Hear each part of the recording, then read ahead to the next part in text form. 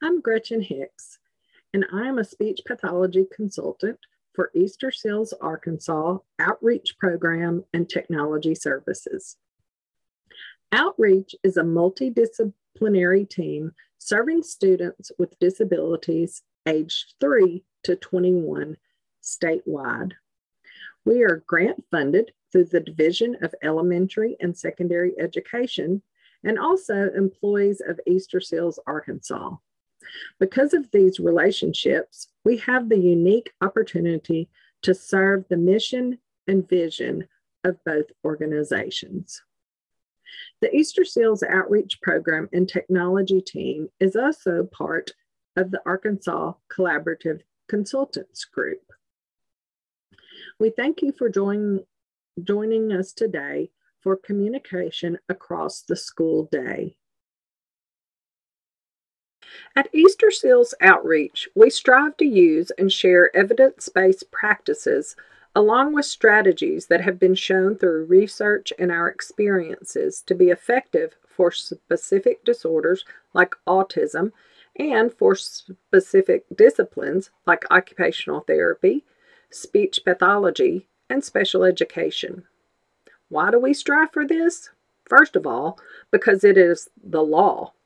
The Individual with Disabilities Education Act, IDEA, and Every Student Succeeds Act, ESSA, require school-based practitioners to use evidence-based practices. Sometimes we call those EBPs. Some of the research and information out there is difficult to understand and takes a lot of time to wade through the statistics and research. There are several organizations that list EBPs for various disorders and disciplines. One of those, for education, is the Institute of Education Sciences What Works Clearinghouse. It's kind of like Best Reviews or Consumers Digest reports or the Cliff Notes for EBPs. It's important to remember that EBPs are evolving because research is taking place and things change and technology is invented. One of our goals is to bring those EBPs to you so you don't have to search through all the info. Throughout our presentation, we will be referring to some of those practices. So, be a good consumer. When you hear about a strategy, a product, a practice, or a program you want to try with a student, and make sure it has some type of research behind it.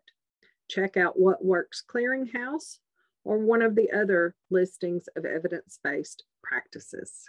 So, when we're talking about our objectives for today, I want to ask you a few questions. Are there students in your classroom or on your caseload that have complex communication needs?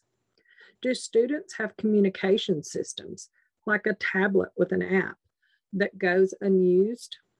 How often are students using their AAC systems when the speech pathologist is not present? How often do students initiate interactions with their AAC system? Do they initiate with their peers, or do they even interact with their peers? Which staff in your classroom use or model from the AAC system or from support such as a classroom display or a student system? Those are some things I want you to think about. Our objectives for today include increasing your understanding of communication across the day and the various roles of the team members for that student, increasing your knowledge of strategies to support functional communication through daily routines, and finally, increasing the understanding of how to plan for communication opportunities within those routines. The first thing that we're going to cover is just communication basics. When we think about the basics of communication, there have to be at least 4 elements: the sender, the person sending a communication, the message, information the sender is trying to give, the receiver, the person who is getting the message the sender is receiving, and the medium. In the past, The options for medium were basically speaking and listening. With technology, our mediums have evolved. What are some of the other mediums for communication that you might use? So one way that I communicate is texting. I'm sure most of you do too. I also talk on the phone. I use gestures and facial expressions. We send and receive messages in different ways. We also have kiddos who use a variety of tools to send their messages. Most of us use symbols to communicate in writing or text. Think letters when we write or emojis when we are texting or messaging. That is because we are using symbolic communication. Our students are often in the pre-symbolic stage of communication. They haven't put the symbols with their message, which means a lot of times we don't recognize that the pre-symbolic communication is communication at all. We might see a facial expression, eye contact, gesture, or pointing and not realize that it was an attempt at communicating. Some of our students are using other types of symbols, like pictures or icons that have been created for them. It becomes their symbolic communication or their language. Other students use behavior as a way to communicate. We've talked about the fact that not everyone communicates verbally. A key factor in successful communication is having language. Language gives us the words and ways to share our own thoughts and ideas, our desires, and our wishes. Language becomes more powerful when it is understood by a wider community than those closest to you. Power grows when you can communicate for more reasons to more people. The more powerful your language, the more independent you become, and the more you can contribute to your community. So what does this look like in a typically developing child in a typical two-parent environment?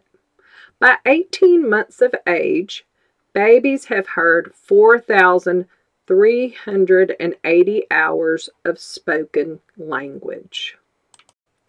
Think on the second part of this quote by Jane Corsten, a speech pathologist. While the average 18-month-old has been exposed to 4,380 hours of spoken language, a child who has a communication system and receives speech-language therapy 2 times a week for 20 to 30 minutes will reach the same amount of language exposure in their AAC language in 84 years. I'm just not willing to wait that long. Are you? So, do we expect the child on the right to be a fluent speaker at 18 months of age after having been exposed to 4,220 hours of spoken language? No, we don't. What are our expectations for the child on the left, who has received exposure to her language system only 2 times 30 minutes per week? Consider that both of these kiddos and the kiddos in your class have the right to communicate. And you are expected to help them learn how to do that, not just 2 times a week for 30 minutes in the speech therapy room, but across the entire school day. It's not only about doing the right thing for kiddos, it's also about the law, as we discussed earlier. For over 30 years, the American with Disabilities Act has ensured fair treatment of people with disabilities.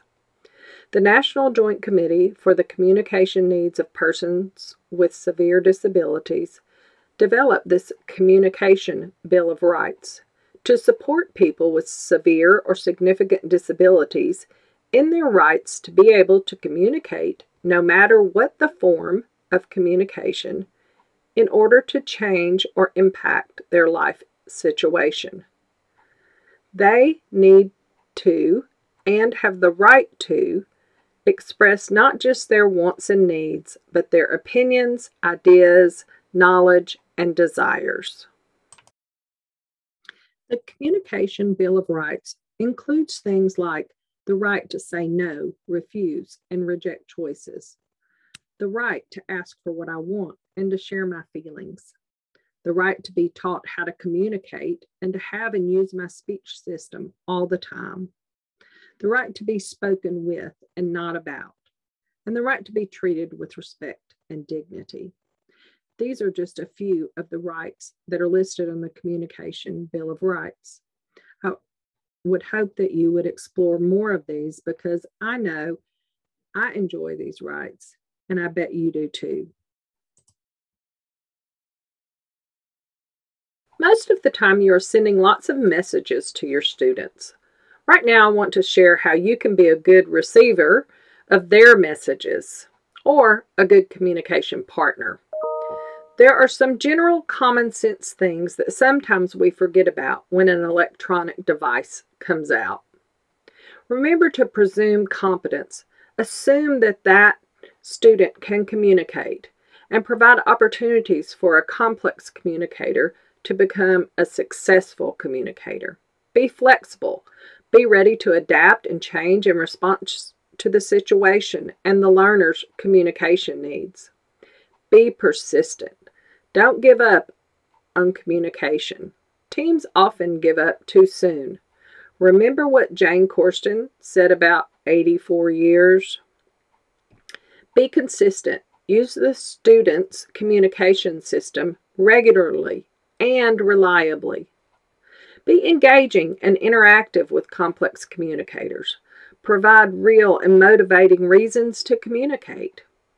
AAC or any other communication system is not always a test. Don't use it only during instructional times. Have real conversations. Play. Have fun. Laugh. Be patient and allow time for communication to happen. Sometimes students need time to process what you've said, the question you've asked, as well as process their response. Make AAC or communication systems always available. Remember, it's one of their rights. And be respectful. Focus support on meeting the student's needs. We are going to share some strategies in our next video that you can use every day to increase communication for all students, not just students who use augmentative or alternative communication. These strategies can be used to create those opportunities for communication that are important for vocabulary. So you might have to stretch your imagination a little when thinking about how students who are complex communicators or nonverbal learners will express themselves. But I know you can do it.